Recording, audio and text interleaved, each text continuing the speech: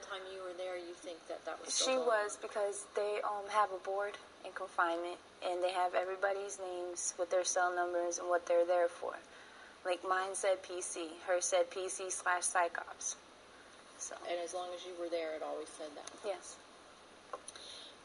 Did she ever talk about that she was just upset because she was in the jail and she couldn't look for Kaylee, or nobody was doing enough to find Kaylee? No. Or anything like that? No, she didn't. We did have conversations like, this food sucks. Regular conversations inmates have. But most of the time she was happy and go lucky and doing her hair in the little mirror that we have in the cell, ordering canteen every week, come out, use the phone, go outside, watch TV. Use the phone? Yeah, we were allowed to use the phone. But she would use it? Because in the very, very beginning. Okay, all right. Until it started going on to the TV. Then she That's stopped. when she stopped. Okay. But doing her hair, what do you mean?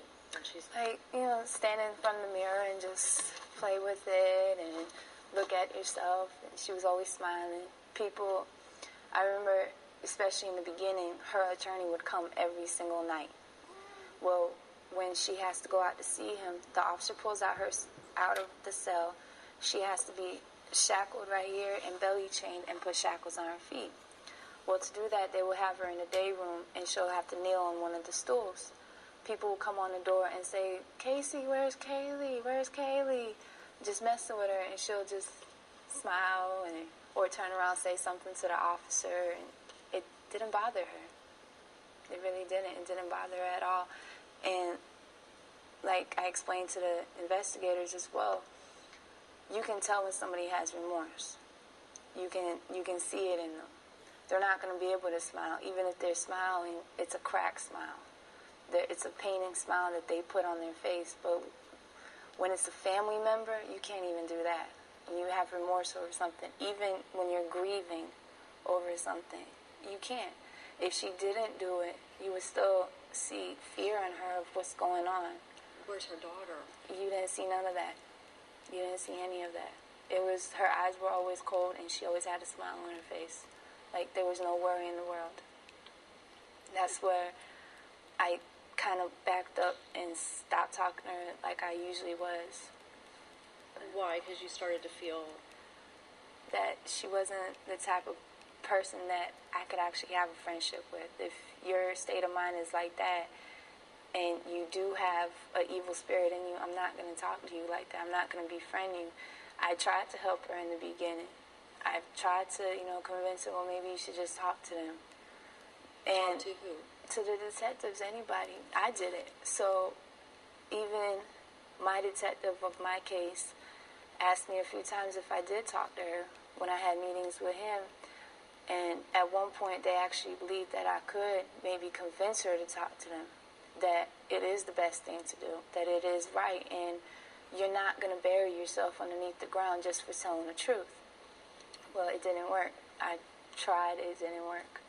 And I was... Before you go on with that, just so I'm clear, I know your detective was Brian Cross, who's not really involved directly with the Casey case, but when you say they were hoping or they were thinking maybe, I mean, did they tell you to try to do this, or was it just that detective because he knew you from your case, or what was your feeling? It was, I've had the chaplain workers that worked in my county jail. I've had a few officers. At the jail? At the jail. So what you're telling me is the investigators on Casey's case, no, I the never, ones you talked to, I never spoke to them before. They weren't the ones who were telling you to try. No. There was no indication like that. But the chaplain at the jail was trying to...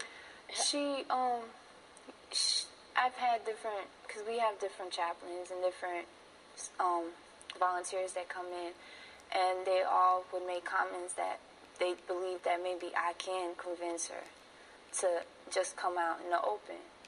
Because if you really know about my case, I turned myself in. So because I did that, they felt like maybe I could convince her to do the same thing. So it was kind of like that. It was just comments. And why were they trying to do that, though? Why were they trying to? That was before the baby's body was found. Everybody was focused on where's the body.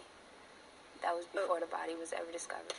Okay, but I'm saying, why would the jail chaplain or other jail officers get involved in that part of it? Did they think she was alive? Did you think she was still alive? And they were saying maybe she knows where she is, or they thought she was dead, but still, let's just... Yeah, it was kind of iffy. It was, some people believed that maybe she could be alive.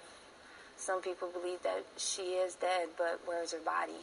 Right. You know, nobody's body should be left out there like that. So it was kind of just let the truth come out and let everybody be able to breathe now.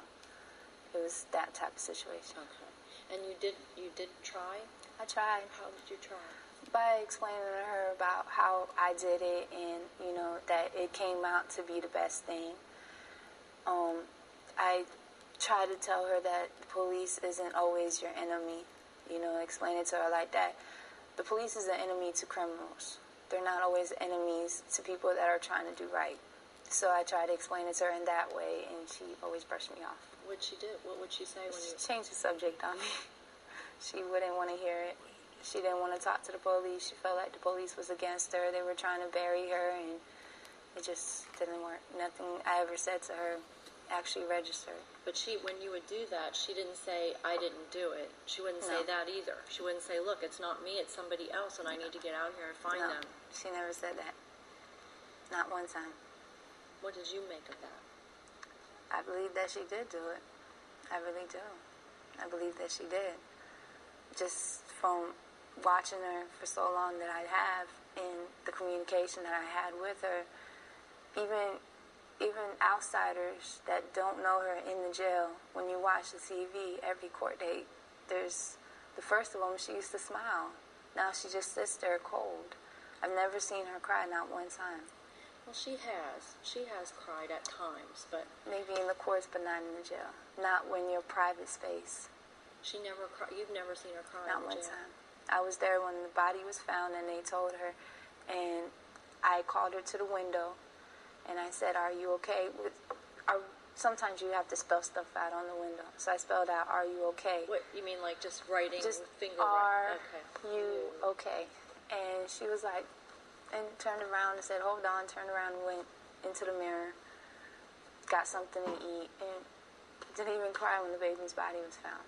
That's why I say I really do believe that she did do it. You can't even shed a tear for your own child. No, I remember what we heard about that day before was that they took her to medical or somewhere to tell her. In case that's been documented. I mean, she went to medical somewhere. They might have. But then I guess she came back eventually. Yeah, they might have done that. But I know I was there when the chaplain came in and went inside her cell and told her. And we all knew what was going on.